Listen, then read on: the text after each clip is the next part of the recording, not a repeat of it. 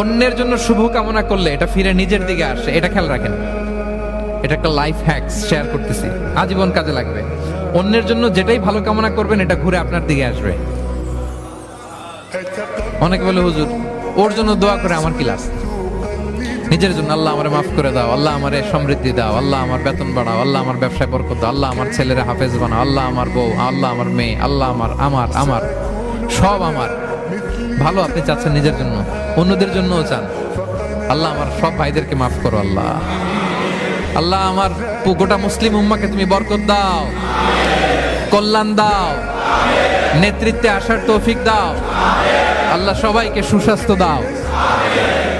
এটা ফিরে আপনার দিকে আসবে। অন্যের জন্য শুভকামনা বহুগুণ বৃদ্ধি হয়ে নিজের দিকে রিটার্ন করে। বিষ্ণু সাল্লাল্লাহু এটাই বলেছেন, মা মিন আবদিন মুসলিমিন ইয়াদউ লিআখিহি বিযাহরিল গায়বি ইল্লা ক্বালা লাহুল মালাকু ওয়া লাকা বিমিসলিন। কেউ যদি তার ভাইয়ের অনুপস্থিতি তার ভাইয়ের জন্য দোয়া করে, ফেরেশতারা ওই দোয়াটা তার জন্য আগে আগে করে। তাহলে অন্যের জন্য শুভকামনা করলে, দোয়া করলে লাভ না লস? ধরেন আমি মোশাররফ ভাইয়ের জন্য দোয়া করলাম যে আল্লাহ মোশাররফ ভাইকে তুমি সুস্থ করে দাও, তখন ফেরেশতারা বলে আল্লাহ যিনি দোয়া করতেছে তার যদি কোনো রোগ বালাই থাকে আগে তারে সুস্থ করে দাও। ধরেন